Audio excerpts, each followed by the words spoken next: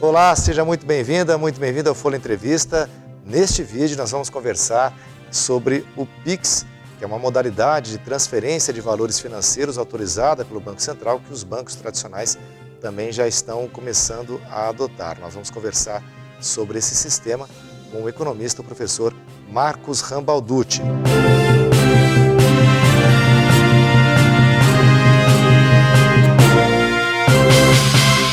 Professor Marcos Rambalducci, mais uma vez, muito obrigado pela sua participação aqui no Folha Entrevista. Eu que agradeço a oportunidade da gente estar conversando aqui com quem está assistindo a você aí nesse programa.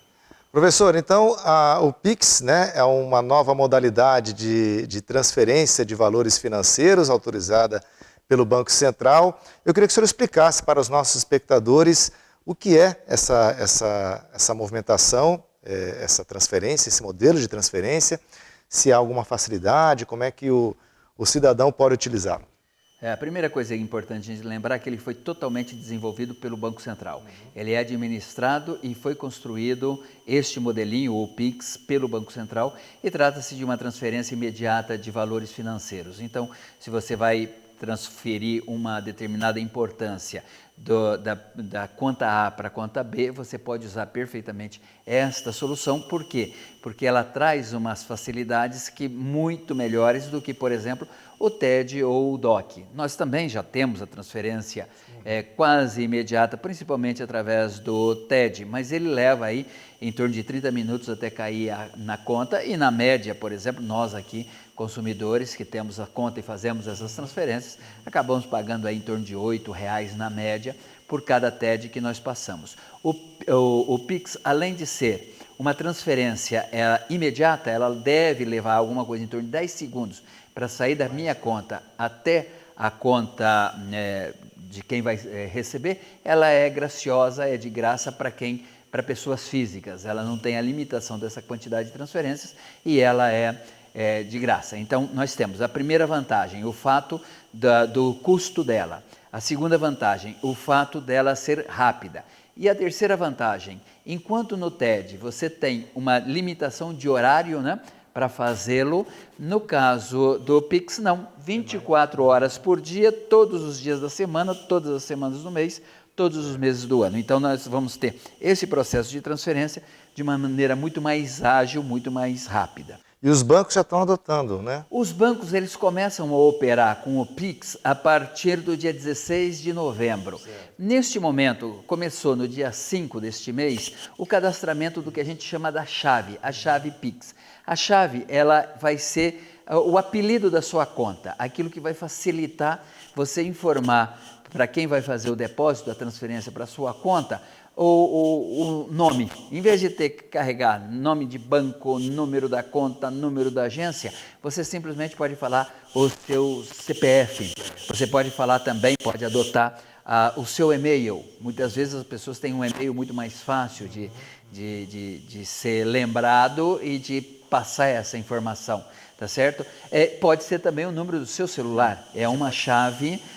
Uma vez decidida que aquela chave pertence àquela conta, a despeito de pessoas físicas poderem até ter 5 chaves na sua conta, tá certo? Mas ela vai ficar travada para aquela conta. Agora, os bancos devem ter reagido, não mal, mas perderam uma forma de ganhar em cima do consumidor, como sempre acontece. É verdade. Se bem que, por exemplo, os bancos, eles sentem alguma vontade, alguma atração em fazer essas transferências. Haja visto, por exemplo, que quando você tem a sua conta dentro de um banco e aquela conta da outra pessoa também está naquele banco, a transferência feita de maneira eletrônica, ela também não é cobrada para esse cliente. Então, na verdade, o banco tem outras maneiras de ganhar dinheiro e ele vai sempre ganhar esse dinheiro, é inquestionável, e não é uma grande fonte de receita, não.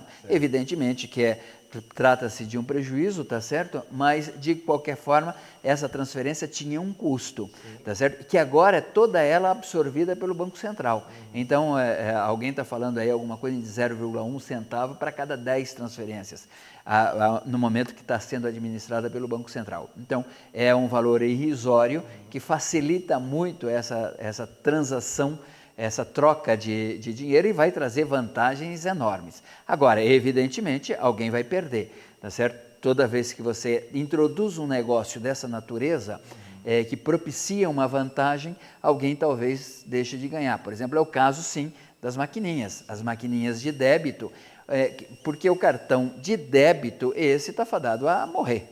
Quem é que vai querer andar com um cartão de débito, sendo que ele tem o cartão na memória dele, que é o número do CPF dele, o número do e-mail dele, o número do celular dele? Para que você vai querer entregar outra informação ou andar com um cartão que pode vir a ser clonado e por aí fora? Então, o cartão de débito e essas transações com o cartão de débito, essas estão fadadas a se extinguir. Claro, não vai ser agora, porque ainda é preciso a adoção, o teste desse serviço para depois você realmente adotar. Mas há uma percepção de que isso pode vir a acabar. Porque com a adoção do Pix, qualquer compra que você faça, você ou digitando ou dando o número que você cadastrou, a transação é feita.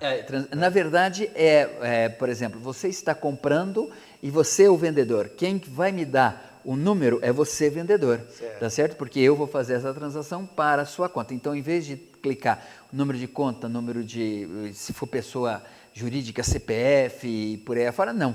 Você simplesmente me dá qual é o teu CPF, por exemplo, qual é a chave Pix sua que você quer que eu transfira, imediatamente eu entro lá no meu banco, não é um app, lembrar sempre, não trata-se de um aplicativo, você vai usar o Home Bank, aquele que já é da sua instituição financeira, não é só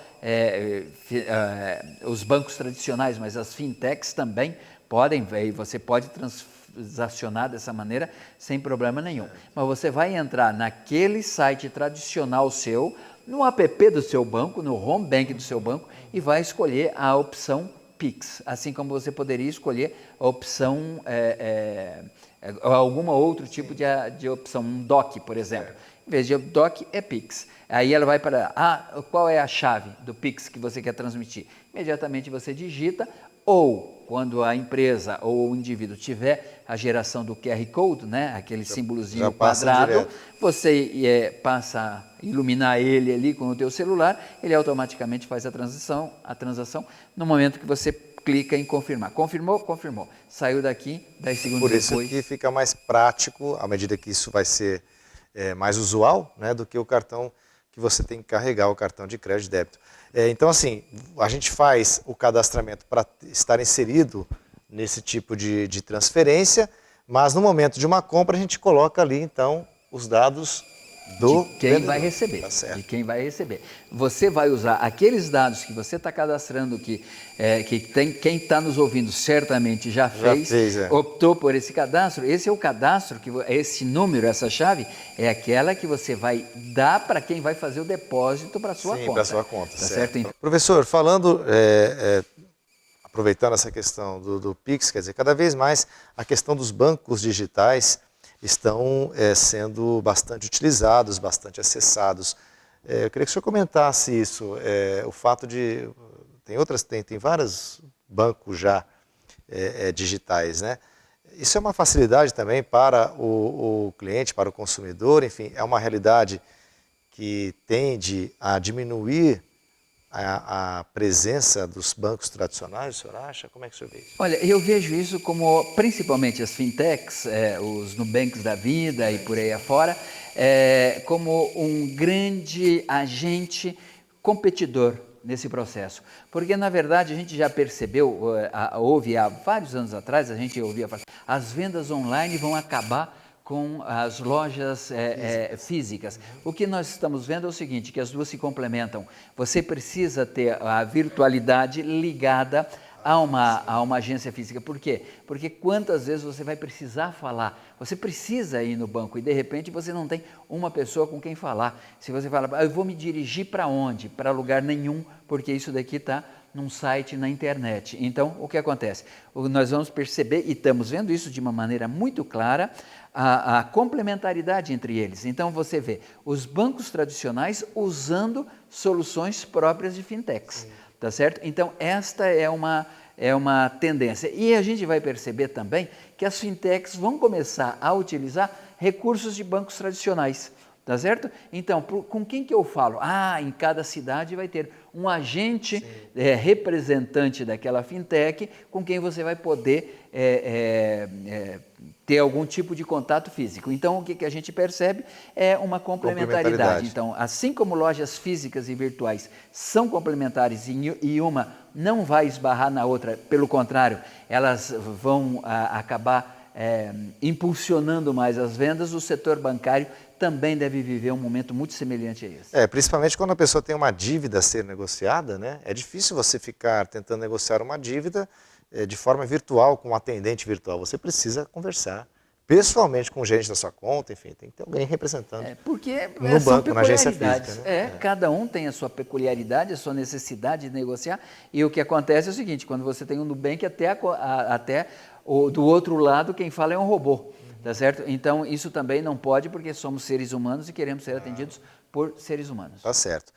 Professor Marcos Balducci, muito obrigado pela sua participação mais uma vez aqui no Folha Entrevista. Eu é que agradeço a oportunidade.